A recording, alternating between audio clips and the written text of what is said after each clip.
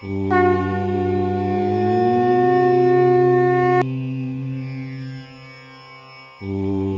पुराण के श्रवण की विधि तथा श्रोताओं के पालन करने योग्य नियमों का वर्णन। शौनक जी कहते हैं, महाप्राज्ञ व्यास शिष्य सुत जी, आपको नमस्कार है, आप धन्य हैं। शिव भक्तों में श्रेष्ठ है, आपके महान गुण वर्णन करने योग्य है।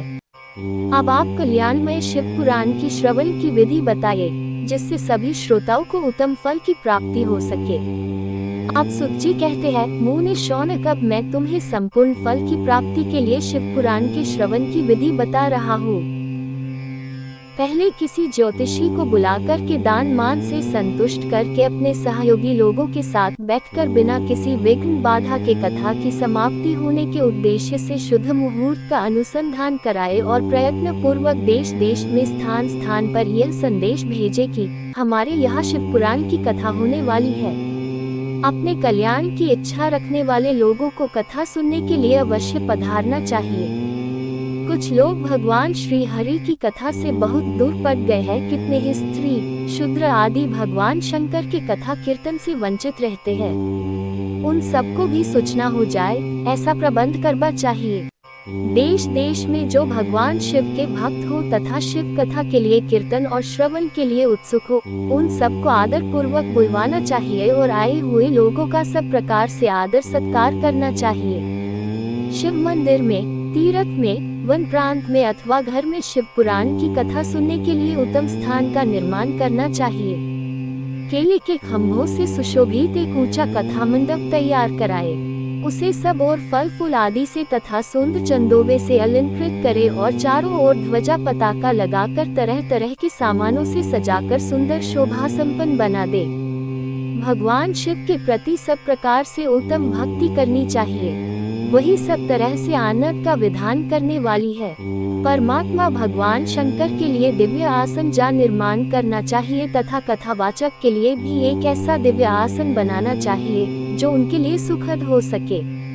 मुने नियम पूर्वक कथा सुनने वाले श्रोताओं के लिए भी यथायोग्य सुंदर स्थानों की व्यवस्था करनी चाहिए। अन्य लोगों के लिए साधारण स्थान ही रखना चाहिए, जिसके मुख से निकली हुई वाणी देहधारियों के लिए कामधेनु के समान अभिष्ट फल देने वाली होती है। उस पुराणवेता विद्वान वक्ता के प्रति तुच्छ बुद्धि कभी नहीं करनी चाहिए। संसार में जन्म तथा गुणों के कारण बहुत से गुरु होते हैं, पर उन सब में पुराणों के ज्ञाता विद्वान ही परम गुरु माना गया है। पुराणवेता पवित्र, दक्ष, शांत, ईर्ष्या पर विजय पाने वाला, साधु और दयालु होने चाहिए। ऐसा प्रवचन कुशल विद्वान इस पुण्यमयी कथा को कहे। सूर्योदय से आरंभ करके 3:30 पहर तक उत्तम बुद्धि वाले विद्वान पुरुष को शिव पुराण की कथा उत्तम रीति से बौछनी चाहिए। मध्याह्न काल में 2 घड़ी तक कथा बंद रखनी चाहिए, जिससे कथा कीर्तन से अवकाश पाकर लोग मल मूत्र का त्याग कर सके। कथा प्रारंभ के दिन से 1 दिन पहले व्रत ग्रहण करने के लिए वक्ता को क्षौर करा लेना चाहिए। जिन दिनों कथा हो रही हो, उन दिनों प्रयत्न पूर्वक प्रातः काल का सारा नित्य कर्म कम समय में ही कर लेना चाहिए। वक्ता के पास उसकी सहायता के लिए एक दूसरा वैसा ही विद्वान स्थापित करना चाहिए। वह भी सब प्रकार के संशयों को निवृत्त करने में समर्थ और लोगों को समझाने में कुशल हो। कथा में आने वाले विघ्नों की दूर करने के लिए गणेश जी का पूजन करे। कथा के स्वामी भगवान शिव की तथा विशेषतः शिव पुराण की पुस्तक की भक्ति भाव से पूजा करे।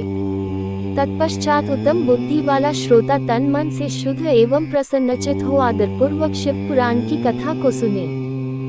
जो वक्ता और श्रोता अनेक प्रकार के कर्मों में भटक रहे हो, काम आदि 6 विकारों से युक्त हो, स्त्री में आसक्ति रखते हो और पाखंड पूर्ण बातें कहते हो, वे पुण्य के भागी नहीं होते। जो लौकिक चिंता तथा धन, घर एवं पुत्र आदि की चिंता को छोड़कर कथा में मन लगाए रहते हैं, उन शुद्ध बुद्धि पुरुषों को उत्तम फल की प्राप्ति होती है। जो श्रोता श्रद्धा और भक्ति से युक्त होते हैं, दूसरे कर्मों में मन नहीं लगाते और मौन, पवित्र एवं उद्वेग शून्य होते हैं, वे ही पुण्य के भागी होते हैं।